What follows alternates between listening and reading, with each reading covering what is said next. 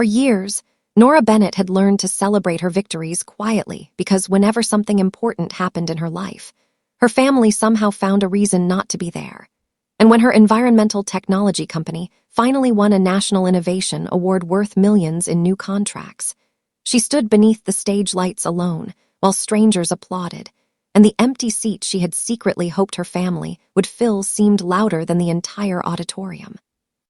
3 days later, while Nora was reviewing expansion plans inside her small office overlooking the harbor in Portland, Maine, her phone displayed a message from her older sister Camille saying, "Mom wants everyone at the lake house Saturday night, and you need to come because there's something we need to discuss." And instead of feeling excited by the possibility of reconciliation, Nora felt an uneasy certainty that her family had finally noticed her success for the one reason they had always understood. Money. The invitation transported Nora back through memories she had spent years trying to bury, including the scholarship ceremony her parents skipped because her brother's amateur hockey tournament supposedly mattered more, the graduation dinner where her mother complained about the restaurant instead of congratulating her, and the winter when Nora worked 3 jobs while building the first prototype of a water purification device from discarded equipment in a rented workshop. Her father, Richard Bennett, had always dismissed her ambitions as impractical. Her mother, Marion, preferred comparing her achievements with those of other relatives. Camille had mastered the art of making every conversation about herself, and her youngest brother, Evan, had somehow remained the family favorite despite changing careers every few months and never being expected to prove anything. Still, Nora decided to attend because she wanted one final answer to a question that had followed her since childhood. If she finally became successful enough, would her family ever love her without needing something from her? And so she drove north through the rain toward the old Bennett Lake house, leaving her expensive company car behind and taking the battered blue hatchback she had owned since college because she had no desire to arrive looking like the person they had suddenly discovered existed. The lake house stood beyond a winding road surrounded by dark pines and wet stone, and when Nora stepped through the front door, she immediately noticed that the dining table had been arranged like a board meeting rather than a family dinner, with folders stacked beside each plate and a large architectural drawing spread across the center. Richard greeted her with an unusually warm smile before pointing toward the plans and announcing, "Your mother and I have decided to rebuild the old marina property, and with your company growing so quickly, we thought you might want to become part of something that actually belongs to this family," while Marion added that the project would restore their reputation and create something their grandchildren could inherit. Nora studied the drawings and recognized the property immediately as Harbor Point Marina, an aging waterfront business that had been losing money for years because of neglected repairs, unpaid contractors, environmental violations, and a series of disastrous loans.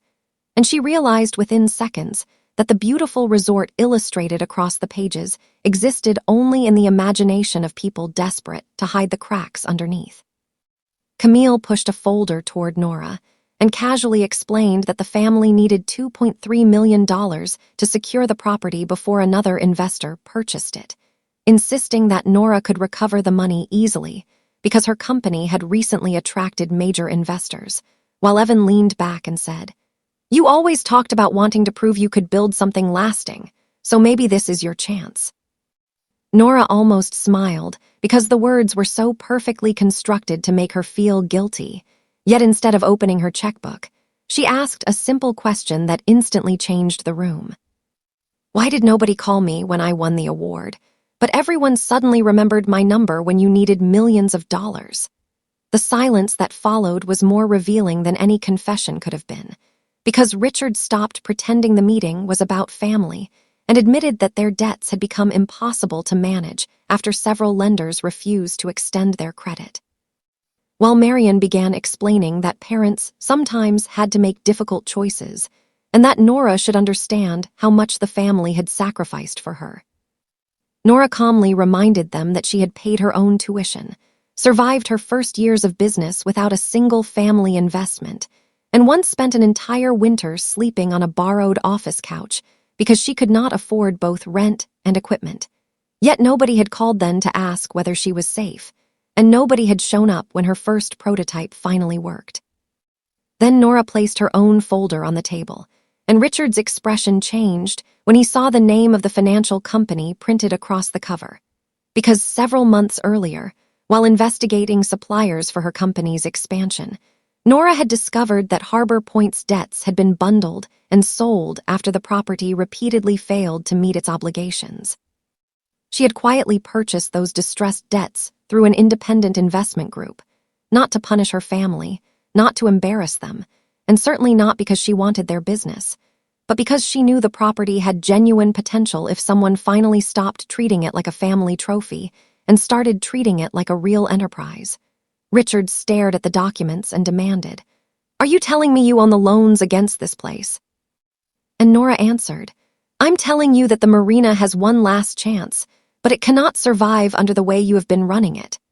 before revealing that she had already negotiated with the local authorities, hired engineers to assess the environmental problems, and secured a professional management team prepared to restore the property without destroying the surrounding shoreline.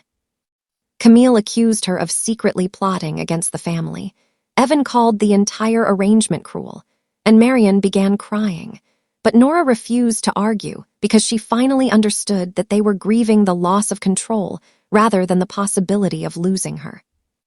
The greatest surprise came when Nora announced that she was not taking the marina away from them for nothing, because she had calculated the legitimate equity remaining after the debts, repairs, taxes, and legal obligations were considered and prepared a fair settlement that would allow her parents to walk away with enough money to start over without carrying the crushing burden they had created. Richard rejected the offer immediately, saying, "I will never accept charity from my own daughter," and Nora quietly replied, "It isn't charity, Dad, and it isn't revenge either. It is the first business decision I have ever made where I refuse to let guilt write the contract." For the first time, Richard had no speech prepared, and as the rain tapped against the windows, Nora noticed something strange in his expression. Not anger, but the realization that the daughter he had spent years underestimating had become the person capable of solving a problem he could no longer control. She told them that the marina would be rebuilt, but the new company would hire local workers, restore the damaged shoreline, create public access to part of the waterfront, and operate under professional management. And then she offered her family the opportunity to remain involved as employees or partners under the same rules as everyone else. Richard refused, Camille walked outside in tears, and Evan accused Nora of choosing business over family, but Nora finally answered the accusation with the truth she had avoided for most of her life. "I didn't choose business over family. I chose a life where love isn't something I have to purchase every time someone remembers I exist." She left the lake house without another argument, drove back toward Portland beneath a sky clearing after the storm, and realized that the greatest victory of the evening had nothing to do with the marina, the money, or the company. It was the fact that she no longer needed people who had ignored her for years to finally approve of her. 6 months later, Harbor Point reopened under a completely new identity, with restored docks, environmentally responsible facilities, local businesses operating along the waterfront, and a community center funded from the project's profits, while Nora's company expanded into 3 additional states and earned another major contract because investors were impressed not only by its technology, but by the principles behind it. Her parents never became the affectionate family she had imagined as a child, and Camille eventually stopped calling, but Evan sent a short message months later admitting that he had judged her unfairly, and Nora answered kindly without reopening a door she had finally learned to close. On the anniversary of the night she walked away from the lake house, Nora returned to Harbor Point alone before sunrise and watched the first light spread across the water, remembering the lonely auditorium, the missed celebrations, the cold office couch, and every moment when she had wondered whether being successful would finally make her worthy of attention. She understood then that success had never been the answer because her worth had existed long before anyone applauded her.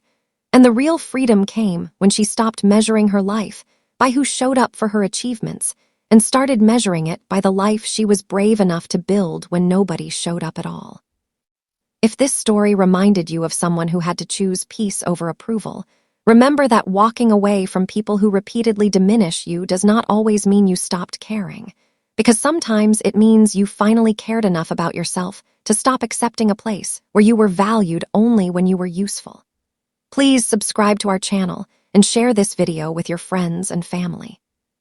We create entertaining and inspiring stories for our viewers, and your support helps us continue making great content for you.